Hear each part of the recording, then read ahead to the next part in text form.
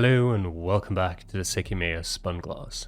Last time around we finished chapter 3. Before we get into chapter 4, we still have to go and do one specific choice, check on, there we go, from chapter 3. And that was this one. So we'll do that before we continue.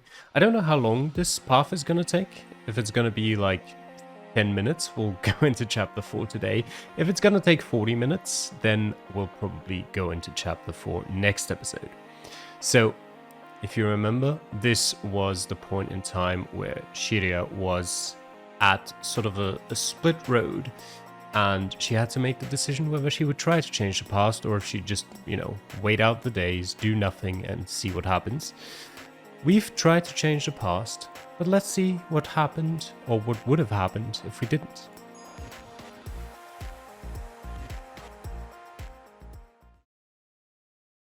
The music would have stopped.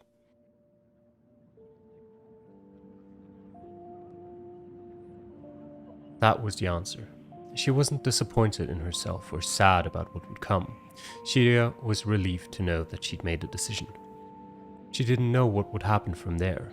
Would Ashia Tower be locked up for an entire month? If so, then it seemed hard to believe the storeroom door would work to free the remaining people. Oh, actually, wait a second. Back even before just last episode, I considered this situation as if Shirya was actually in the past, but as we've learned last episode, or the second last, I don't actually remember which one it was, she's not. She's in the future. So, what happens now that she just waits? That's an interesting aspect. Although, would the game... I mean, it's not really a question of would the game tell you. I mean, if she is, then, even this path would have to show that in some way, or at least kind of maneuver its way around it. What that meant was that she had a few days for herself.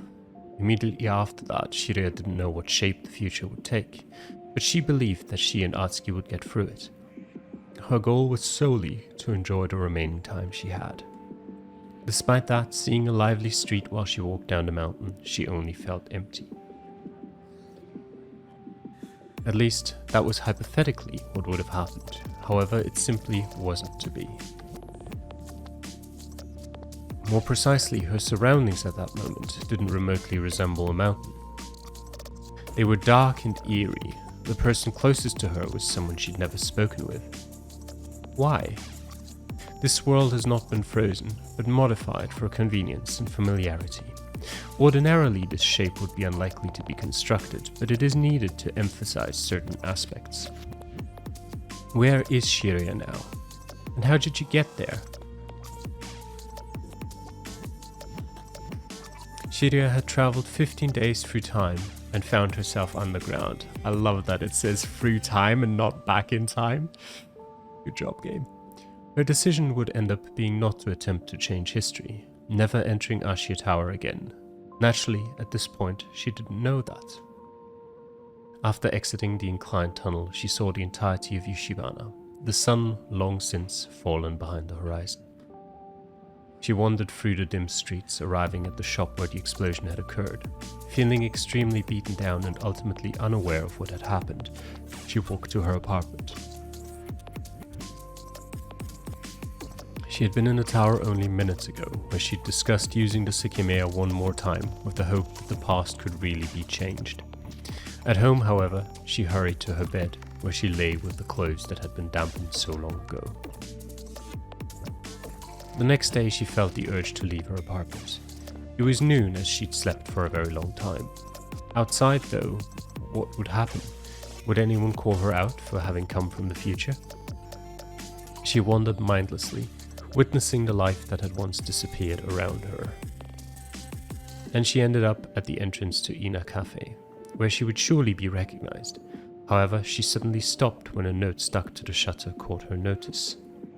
It was on top of the drawing of a coffee mug she'd never seen. She got closer and read what it said.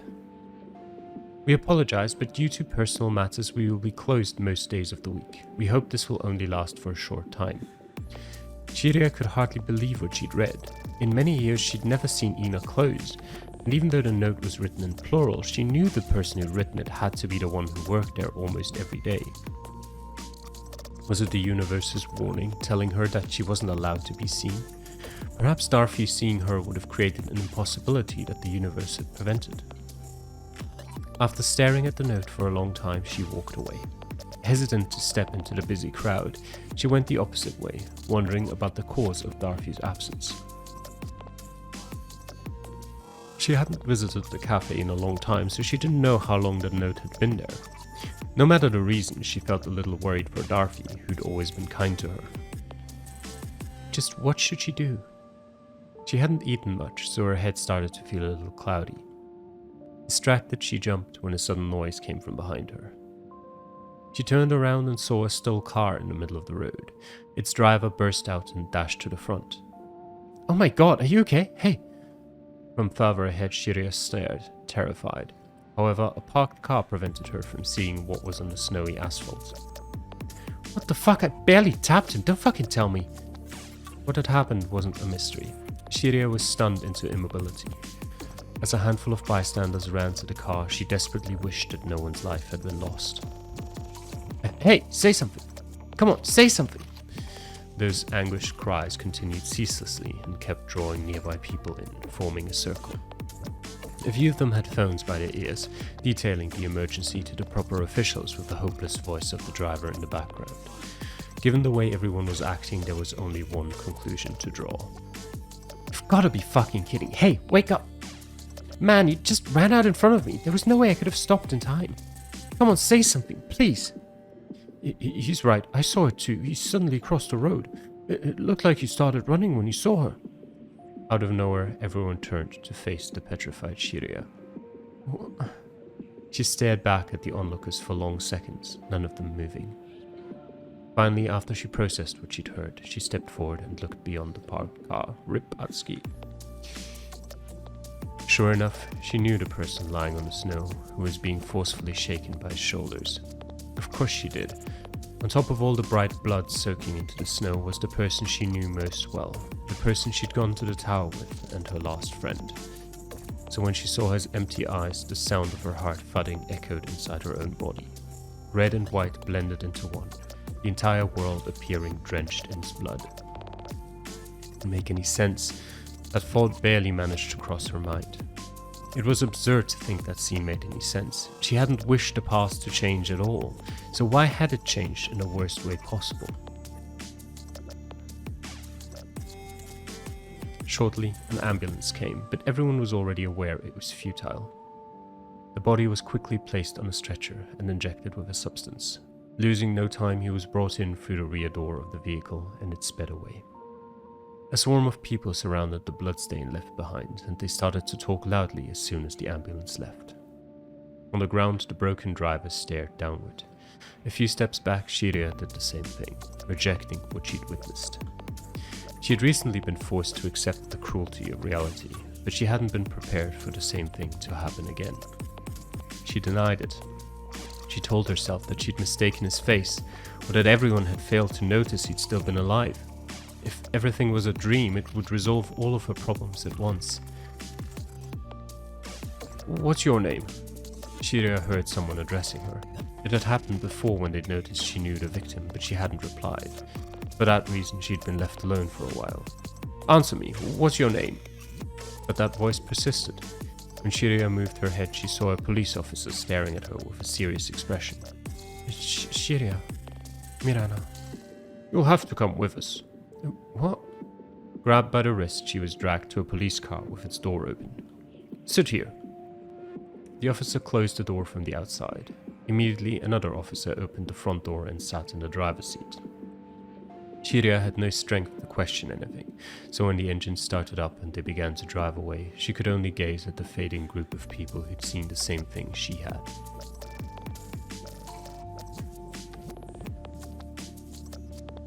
Days passed, and still confined, she remained unable to comprehend a single piece of what had happened.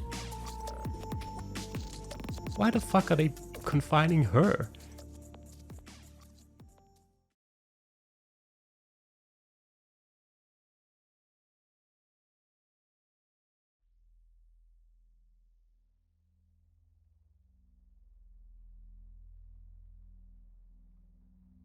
It was many days later when Shiria stepped on the snow again. She had learned it with certainty. Atsuki had died on that day, instantly. The incident of the 15th had already occurred, and in the distance she could see Ashia Tower. It had been a while ago when she touched the Sekimeiya in the bathroom, but she hadn't set foot in that building again. And she wouldn't. It didn't matter anymore. She didn't know where to find the Sekimeiya or what had happened to her life. The day she opened the door to her apartment again was January 11th of 2012. What had happened on the 15th of December? She had heard about it. At 2100, the main shutter had unlocked. However, nobody had been found alive inside. 2 people had been found dead. Their names were Naomi Kapka and Isla Majitsu.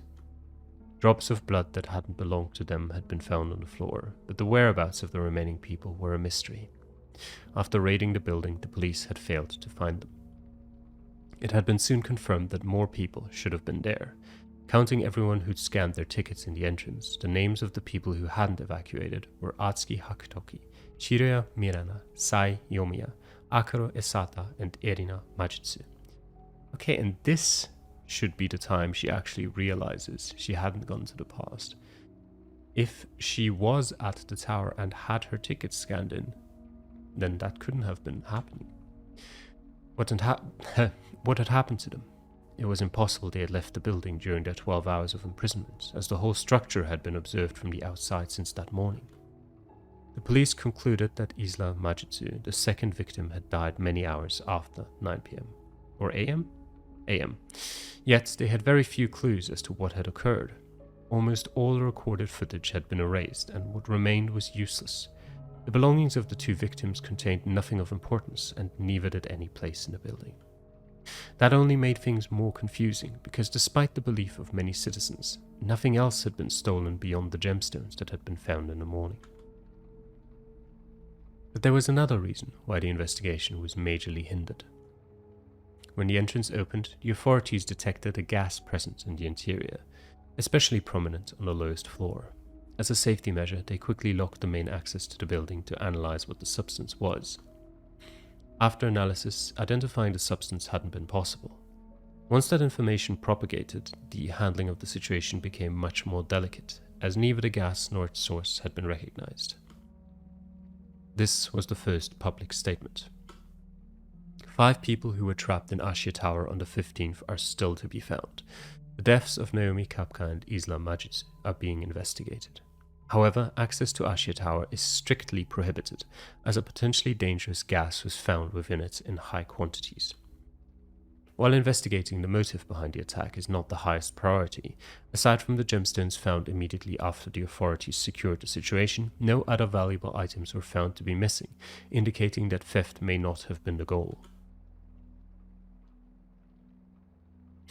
Shiria couldn't see the walls of her apartment without feeling her heart shrinking. When she finally went back, she wondered what she was supposed to do. She had spoken to her parents over the phone, and she'd been forced to speak about Atsuki's death and everything the police had asked her. Even though she'd been released without being considered guilty of anything, she hadn't been able to answer any questions about the attack on the 15th. Lately, she'd had to talk a lot, but when she found herself at home, she didn't think she had the ability to produce a single sound. The pillows were still scattered in her living room. The last time she'd been there, she'd managed to feel hopeful, but that felt so distant that it was hard to believe decades hadn't passed. Shiria didn't know what the point of returning was. She had lost everything. It was the next day. She had slept and eaten, but it couldn't be said she'd done so for any particular reason. The miserable way she left, it was all too familiar to her, but the difference in potency was immense. That day, she became aware of something she hadn't been told yet. After turning on the television, she learned about the current situation in Yushibana. It wasn't a secret that a large portion of the citizens was opposed to the presence Ashia had built. Due to Ashia Tower, Yushibana had undergone a drastic change throughout the recent years. Perhaps the old activities of what had once been called the Ashia family weren't as widely known, but what was a commonly shared fact was that when the tower had shifted into a personal exposition center, a new wave of people had taken over the town. That was the fundamental dispute in Yushibana. The older citizens, aware of the way Ashia had once been, were becoming outnumbered by the recent influx of people Ashia had brought, who supported the now corporation due to financial reasons and were ignorant of its roots. After the 15th of December, the backlash Ashia had received had been enormous. Through their poor security measures, they'd let 2 people be killed, and they hadn't publicly responded well to the ordeal, blinded by their battle against sin. Unlike previously, the protests were so strong and visible that the supportive part of Yushibana joined in as well. Everything Ashia had done to combat sin was being revealed, so the older citizens took the chance to expose all they knew about Ashia's past, and rumors about the missing people and the unknown gas continued to circulate. All Ashia kept saying was that they were still investigating what had happened, that they would find the missing people and expose those working as part of sin. Then the tower would quickly open again. However, everyone knew that nobody had entered that building since the 15th due to the unknown gas, so those statements were seen as a haphazard, lacking defense. Where were the remaining people? Why had they not been in the tower? One of them had died in a car accident, and another one had been unable to explain anything to the police. It didn't make sense. They should have been in the tower, late on the 15th. What about the other 3? They hadn't been found anywhere. Soon, Ashia went quiet. After days spent repeating themselves, it seemed they'd chosen to drop the subject entirely. The news had been covered all over the nation, and had even reached overseas. When it was noticed that Ashia had stopped defending themselves from harsh criticism, it was assumed they'd concluded they were done for. And that was correct. The next time an executive of Ashia was seen, they were recorded exiting the tower, loading covered boxes onto a truck. Later that day, from her apartment, Shiria saw that scene being broadcast. "So, is it true that you're abandoning the tower? It's been speculated you're selling it. Is that correct? What do you have to say about all the employees you left without a job?" There was no reply from the Ashia member. "The police haven't said anything else about the supposed gas that's inside. Is that not a concern anymore?" On the video, the snow was starting to melt in the background. The reporter tried to get the man to answer again, but she couldn't get him to speak. Oh, she, huh? Shiria reached out to pet Maxi. In the corner, Umi's eyes seemed to be fixed on the screen, her dark fur camouflaged in the dim room. The screen morphed into static, the audio going with it. As the signal was very poor, it was frequently interrupted. Staring at the television, Shiria felt traces of motion sickness. Was it due to the rapidly flashing screen? It almost didn't seem that way. Long ago, evolution had developed motion sickness. When one's sight blurred as they could have been poisoned, they would react by vomiting to expel the poison. Shiria was unsure if the static just made her feel that way, or if her entire life had been poisoned. Alone in her apartment, she didn't look away until the signal resolved. When it did, someone else was speaking about the same topic, but very far from the tower. "Your tower was bought. We don't have the details yet, but it appears the building is not theirs anymore. They just finished taking out anything of worth inside, so Ash is quietly leaving their old property behind." It became known that someone had offered to buy the tower from Ashia, and they had accepted due to their awful position. In the blink of an eye, Ashia, which had been seen as a source of power and wealth within Yushibana, had entirely vanished. Who had been the buyer, however? It didn't seem that information was widely available. Despite what many people felt in regards to Ashia, a large portion of the citizens in Yushibana engaged in business with them, so the group falling to pieces brought hardship. Would the tower's new owner put the building to a similar use? If not, it was very likely someone else from Yushibana would, as there were a variety of shops and attractions related to the gemstones in the surrounding mountains. As long as those shops could still sell gems, at least a few of them would avoid disaster. But what would happen was soon revealed. The news finally came out. The building that had been Ashia's for so many years would disappear. That began to shine a bit of light on the situation. The demolition of the tower was something one part of Yushibana had always wished for. The structure that clearly didn't belong with the others, the one they'd all seen rapidly increasing in height throughout the years. Why had it been purchased just to be demolished? Had it been to follow that old unattainable demand that Ashia disappear? Did they hope the rumors still tied with that building would vanish so that something entirely new could be built? There was only speculation on those topics throughout Yushibana and nothing more.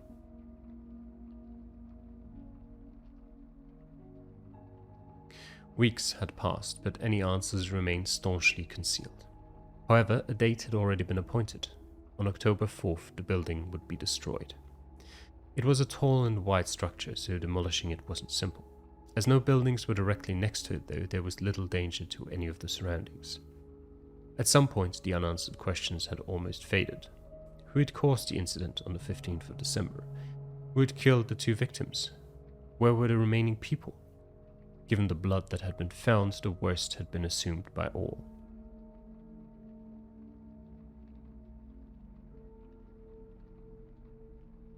After so long, there was a reason why Shiria and her cat had their heads out the window.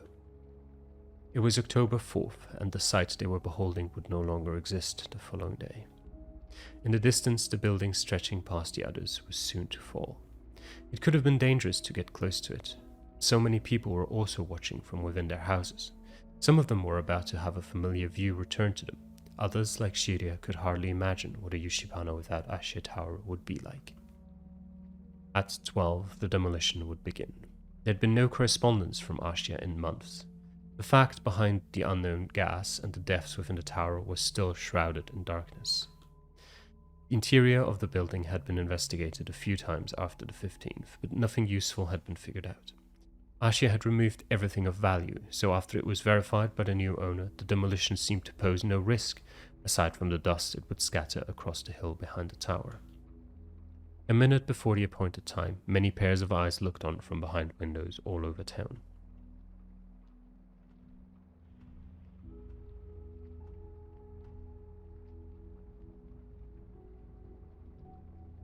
With a faint, deep sound, the building had abruptly fallen. In a second, a huge brown cloud of dust was all that Shiria could see on the other side of Yushibana. It didn't seem like it had reached any of the nearest houses. Instead of waiting for it to dissipate, Shiria shut the window and walked out of her bedroom. Cleaning up the debris would be a long process, and while there was no news about what would happen afterwards, the procedure would start a week from that day.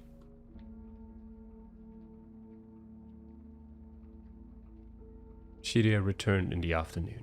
She'd gotten used to having the television on while she was at home. She'd never done that prior to everything that had happened to her, but it brought her some small form of solace to have any noise at all in her barren set of rooms. She'd set the volume low because the sporadic static would be hard on her ears otherwise. The bright screen projected light onto the ceiling. When the color drastically changed, Shiria lifted her head. She raised her entire body next. On the screen was a man speaking into a microphone. She grabbed the remote and increased the volume, staring at the text beneath him. She had to read it a few times to comprehend it. The last 3 people who were trapped in Ashia Tower found dead. In the corner of the screen was an image of the piled debris. Shiria focused her hearing and began to process the deep voice of the reporter. They started to be removed the first body was found. It was that of Akaro Isata. A video began to play in the background. It showed people removing the debris and a pixelated red blob in the middle. Another one was quickly found afterward, belonging to Sai Yomiya. Finally, when almost all the debris had been removed, Erina Majutsu's body was found. The 3 bodies were heavily crushed, and it's believed some parts of them weren't found. Shiria listened in disbelief. She'd always known that when she touched the Sekimeiya, Atsuki, Erina, Sai, and Akaro had been in the lobby. Atsuki had died in a car accident, but the others had all disappeared. A long time ago, Shiria had concluded that Atsuki must have traveled through time after her. But what kind of sense did it make?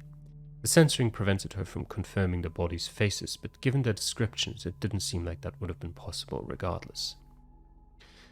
As of now, what happened is unknown. While the bodies were severely smashed, they were not fully decomposed. It has been determined that they died the day of the demolition. Well, obviously. Do you think they'd still be bleeding if they died half a year ago? However, the possibility of the demolition itself causing their deaths has been thoroughly rejected. It was properly verified that nobody was in the building before the impact, and that's not the only reason. The three bodies were below all the rubble. If the building had really fallen on them, their condition would be even worse. Strangely, some of the body parts that were recovered are practically intact, despite the state of most others. There was no dust discovered on the bodies, neither inside their clothes nor in their mouths. For this reason, the situation is being handled very carefully, as the truth behind it might be appalling. Oh, okay. It has been considered that the bodies might have been disposed of within the rubble following the demolition, since they couldn't have been directly hit by it. However, given how deep they were and the absence of blood around them, that was immediately discarded as well. Wait, now blood's been absent? I thought for sure he said there was a lot of blood earlier. Well, it did mention a red pixelated mess. I guess I would have just assumed the red is blood, because what else would it be? Also, this might just be saying the absence of blood around them, as in the near vicinity, rather than on them and directly below them. Even though the abundance of the unidentified old gas had disappeared, around the three bodies was where the last remaining traces were found.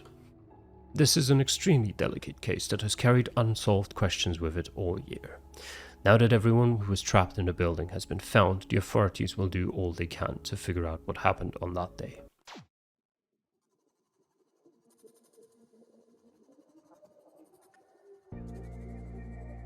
Shiria turned off the television.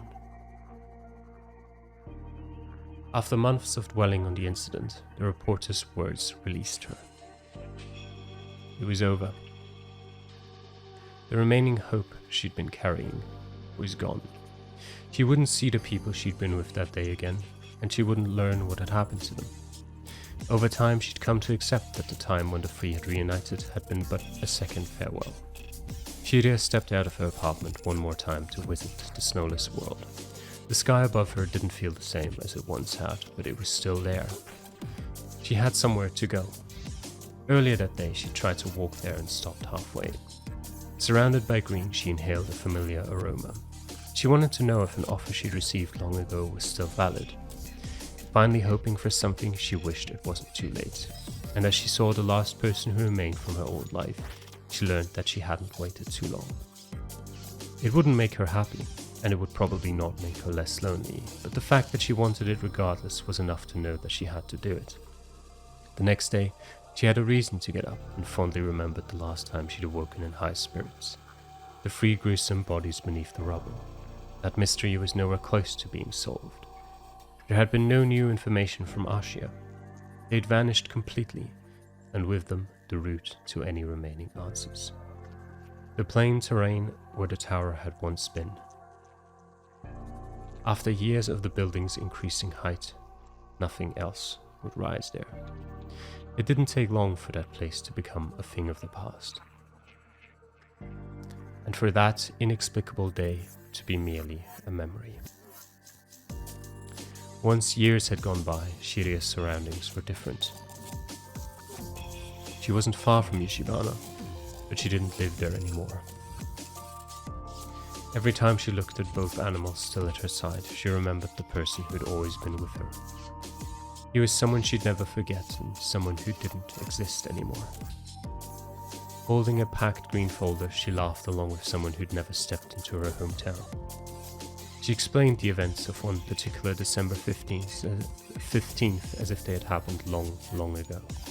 Leaving out crucial details, she maintained a natural voice as she fought back on that egg-shaped stone. Was she the last person who remembered its powers? She really was the same person who'd once stepped into that tower. The only survivor that day.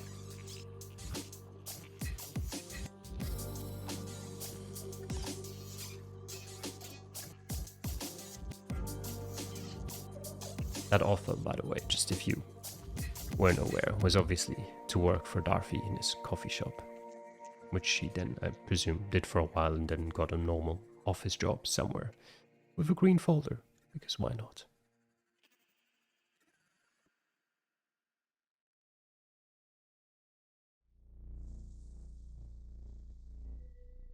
Forsaken Relay.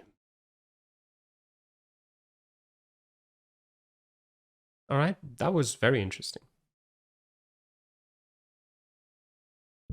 Kind of a bit of an awkward time now. About 30 minutes in. That's a bit too short. to make it an episode. But I don't think we're going to see much more. Let me just quickly check. There was no other choice in that chapter, was there? 2 choices. Wait, where's the second choice? It brings me here, but there's not a choice here. Is there?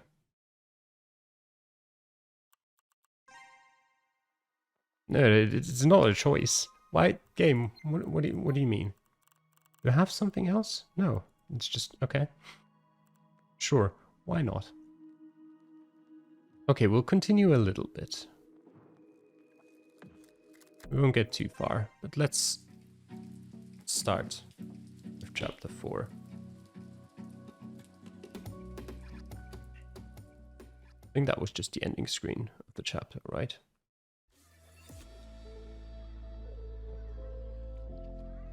Wait. Alright, that again. Wait. Alright, yeah. Oops, I skipped through it. That's not necessarily what I meant to do, but now I know tab is skipping through it. Is that exactly where we were? Let me just load up the save. Oops, I saved over it. Well, this has just gone brilliantly, right? Absolutely perfect. Exactly what I wanted to do. Alright. You know what? I guess I don't think we've seen this before. I don't remember it at least, so I'm just gonna read it. In the attic, Atsuki sobbed on top of a bed. He'd seen Shiria's dead body. She had been killed next to Naomi. Atsuki couldn't believe the world had suddenly taken such a turn. Shiria couldn't have possibly died mere days after Mia. He had been hopeful the previous night. It was absurd for him to think that he was in reality. But his tears conveyed what he already knew. He would never speak to Shiria again. He had run up the floors after seeing the body. The attic should have been locked, but that hadn't been the case. After failing to find who he'd been searching for, Atsuki had collapsed onto the bed. Meanwhile, the tower was almost empty. Only one other person was in the building with Atsuki. That person was Sai. Puzzled, he stepped into hallway B. What had just happened? Out of nowhere, the Sekimeiya had disappeared. He wondered if he'd traveled through time. Even though he hadn't touched the Sekimeiya, something peculiar had occurred. When he looked around him, his confusion intensified. Naomi wasn't in the bathroom. Then he saw the bloody corpse next to the stairs. Erna had died. Going off of the blood, it seemed she'd hit her head on the stairs and tumbled down. Sai saw something else. He also was something else. There was no longer a green light on the security cameras. Did that mean they weren't recording? Without a doubt, he wasn't where he'd been a minute ago. Sai had recently learned valuable information regarding the Sekimeiya. He was confident he knew more than everyone else. However, he had no clue what had just happened. He took his time looking through the crystal floor. Someone might have been there, and perhaps the Sekimeiya as well. He stared into a crystal room. It was where they'd found Naomi's first corpse, but she had also vanished from there, and the velvet curtain, which had been laid on top of her, was attached to its original cabinet. Deep in thought, Sai walked to room A5, where Isla had died. Lifting up the cabinet's lid, he verified her body was gone as well.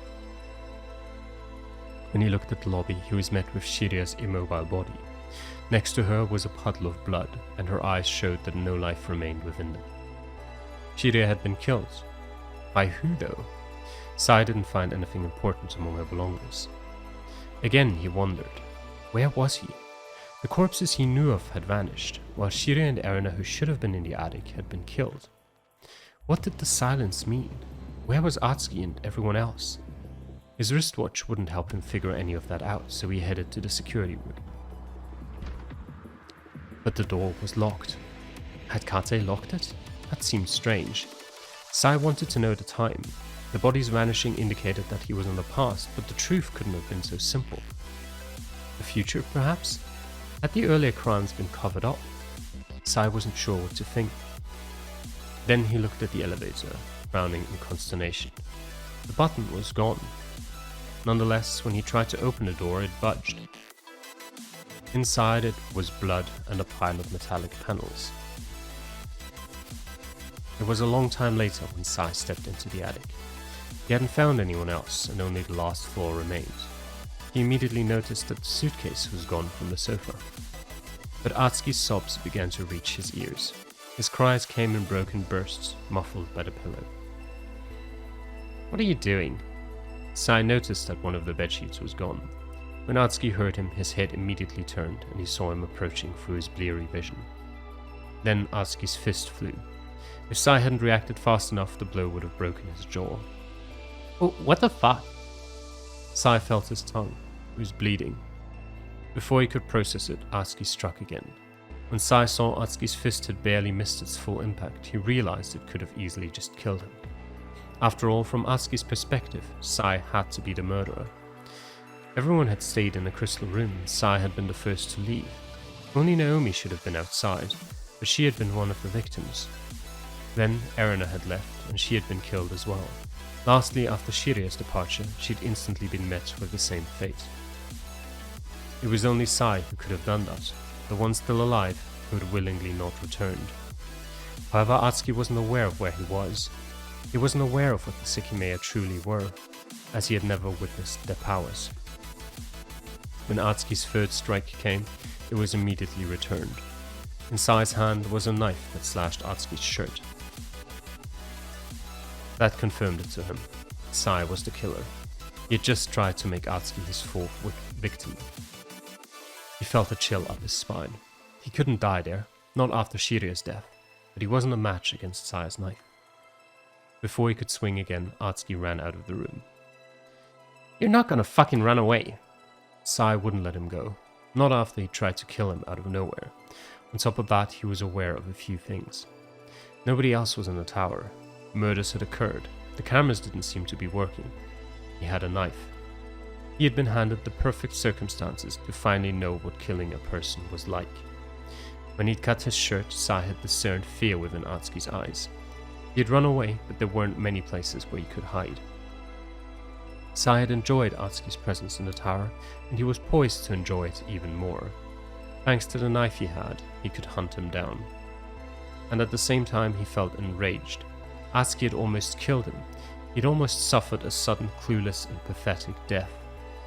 His confusion toward the world was gone. In the blink of an eye, Sai's thoughts had shifted drastically. He grabbed the key to the bedroom. Strangely, it wasn't where he left it, but in its original drawer.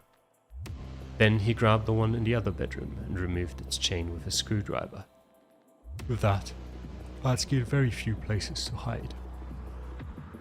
The key to the attic had been in the door, and Sai had grabbed it. That meant Atsuki couldn't lock himself inside. The two remaining options Sai could think of were the security room and the bathroom, which could both be bypassed without Kate's keys. He began to search for him, aware that Atsuki could attack first. In the living room, he saw footprints running out, yet he cautiously looked through the whole floor to confirm Atsuki wasn't still there. Coming out of the partitions, Sai stared at both bathrooms. He noticed only one of them was closed. "I see, so you're here. Atsuki, open the door. Atsuki, I bet you want to know what happened to Shiria. Open, you stupid moron." "Oh, I see. You're not answering. Because you're already dead." Sai grinned. In the storeroom on the crystal floor, he had found both Sekimeiya. He'd had a reason to hide one while leaving the other there, but what mattered was that he had access to both. That bathroom was where Atsuki had hidden. If Sai went to the past, he could wait for him inside. Hence, on the other side of the door, Atsuki must have already been dead, and the future version of Sai must have been waiting for his past self to leave. Briskly, Sai ran all the way down. He didn't know which of the two Sekimeiya to activate, but it didn't matter. Behind the storeroom's wall, Sai dashed to the glowing gemstone, knowing it had been there a long time.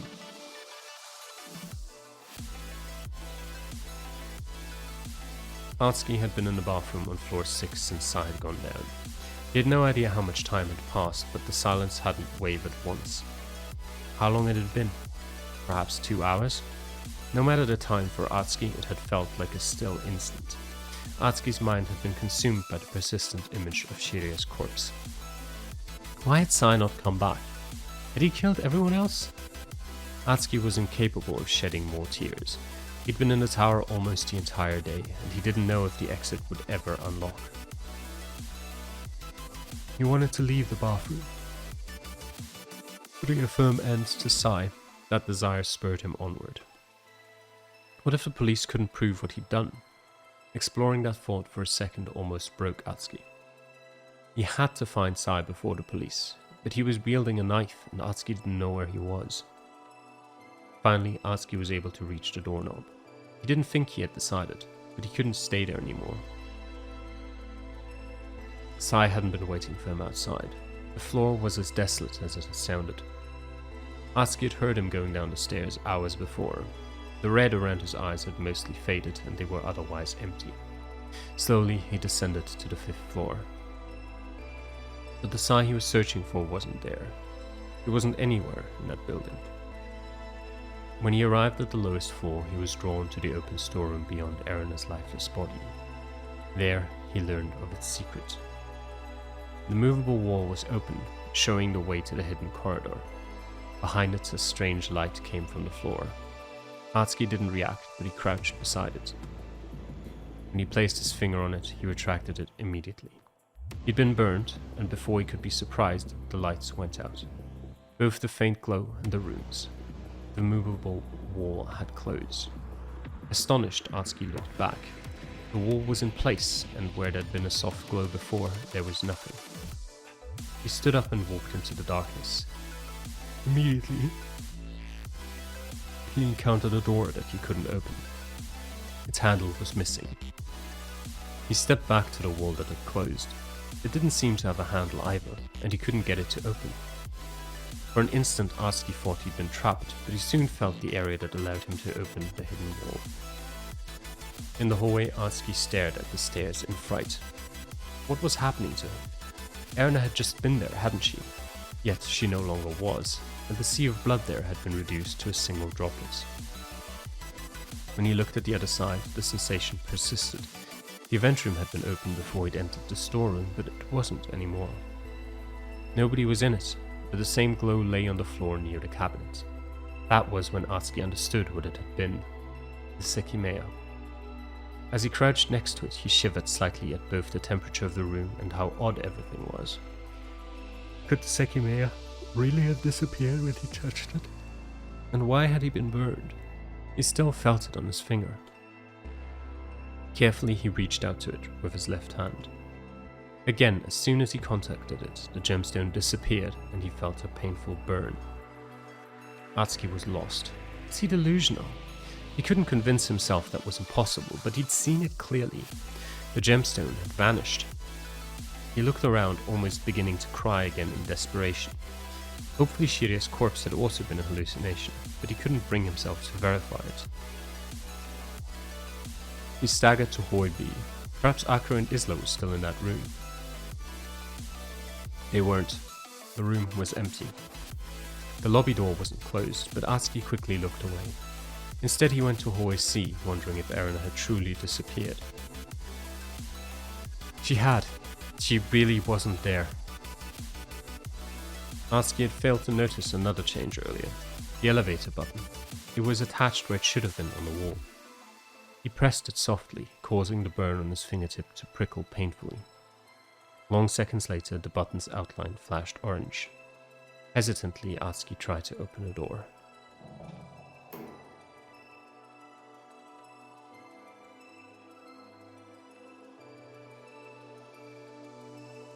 At 21:04, the shutter opened.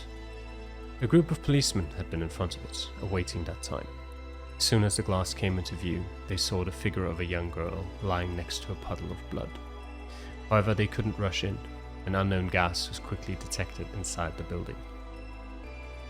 When they were prepared, the team raided Ashia Tower. The girl in the lobby was young and had blue hair. She didn't have an open wound, so the blood next to her was strange. On the other side of the door was another body. Along with a much larger pool of blood, an older woman was found. She had hit her head on a step, dying instantly. What exactly had happened during the 12 hours when the tower had been sealed off? The officers were speechless as they stared at the corpses. However, that was nothing compared to what awaited in Hoi B. Dimly lit, its entire floor was red. It took a moment for the first officer to realize that it was blood, not lighting. Then, when he saw its source, the wind was knocked out of him. He froze, knowing that would be the most gruesome image he'd ever see. The sad remains of what had once been a human being. In the middle of the hallway, by the door of a crystal room, in the right wall, was the origin of the blood. It wasn't a body. It was only half of one. The other half was beyond the door, as it had split it in two. The officer stared at it while his heart hammered. It looked like a young man. They raised the curtain to the Sekimeiya cabinet. As Ashia had feared, it was empty. Lei had let them know about the Sekimeiya's appearance and about the necessity for cold. They knew the Sekimeiya were two identical egg-shaped stones. It didn't take long for them to be found. One was in the storeroom behind a secret wall. The other had been hidden inside a crystal room in hallway B. As instructed, an officer brought them to the cabinet, but he felt something strange. For his protective suit, he noticed one of the stones was hot. The other, however, was not. Even when the police climbed to the highest floor, no one else had been found. The team exited and reported their findings. 3 people had been found dead, 0 alive. It didn't make sense. At least 5 were missing. Thanks to the entrance tickets, they knew the names of the people who hadn't been found outside. While the citizens learned the tragic events that had transpired, the bodies were identified. The girl in the lobby was Shiria Hirana. The woman beside the stairs was Erina Majitsu. And the body split in 2 was Sai Yomiya's. There was a secret corridor in the storeroom that Ashia didn't know about. When the police learned it led outside, a single conclusion was drawn. The missing people had left through it minutes after the attack.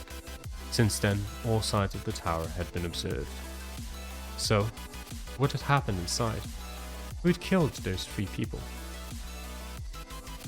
The building was raided a second time. If someone was still there, they had to be found immediately. Every possible spot was inspected. On the crystal floor, a member of the team entered the elevator. Blood and metallic panels were on the floor, but his attention went higher. It was the only remaining place in the tower. With the tools he'd been given, he unlocked the hatch on the ceiling to look into the narrow elevator shaft.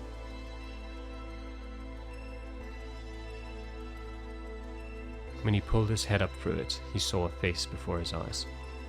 It was that of a young, unconscious boy. Blood issued from his mouth in a thin stream. The officer placed his hand under the boy's nose. He was still breathing. He gently shook his shoulder, but there was no response. He was unsure how to safely remove the boy from where he was, or how he'd even gotten there in the first place. The full extent of his injuries was also an unknown factor.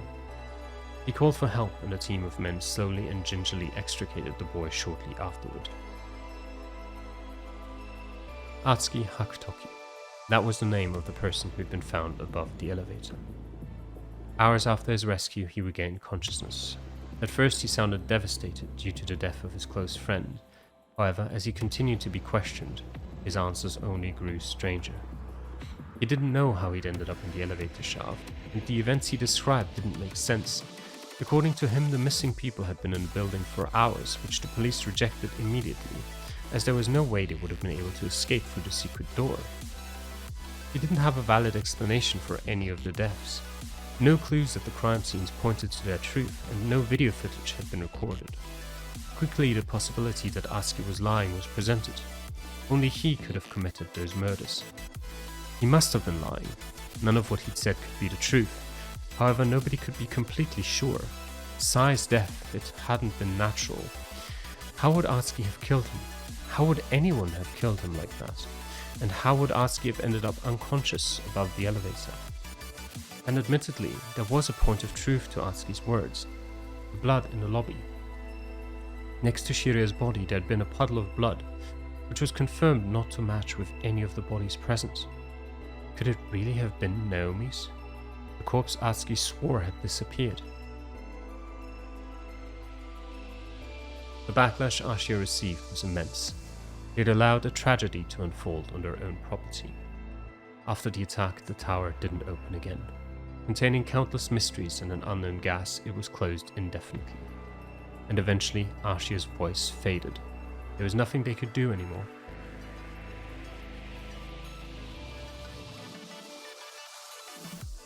Many weeks had passed since December 15th. Lonely, Atsuki looked at the sky through the glass of a window. He could not yet believe what his life had become, and imagining the worst years ahead of him, he could only cry. The sky he saw, he wasn't happy he could still see it. He wanted it to disappear. And it did.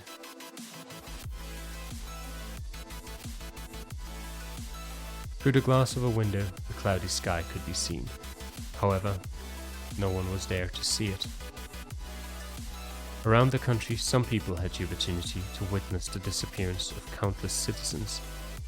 Speechless, they walked to where everyone had been. In the blink of an eye, the streets had become desolate, and even some cars had disappeared. The news was heard across the world. Every being within an immense radius had vanished. Almost a third of Japan was gone. It was humanity's most shocking event ever recorded. In a mere instant, millions of people disappeared without a trace. What had occurred was far beyond anyone's understanding. You might know what was in the center of that radius: the Sekimeiya. A little town on the foot of a mountain range called Yushibana. Yes, and within that, the Sekimeiya. Then, everyone traveled through time. That must be what you're thinking. However, not one of the people who disappeared reappeared anywhere. The instant they vanished, their existence was erased. Forever. Now, are we actually talking forever? Or could they have traveled 2,000 years in the future?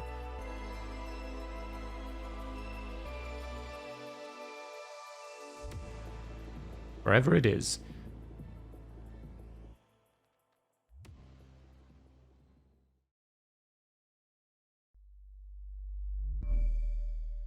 Failure.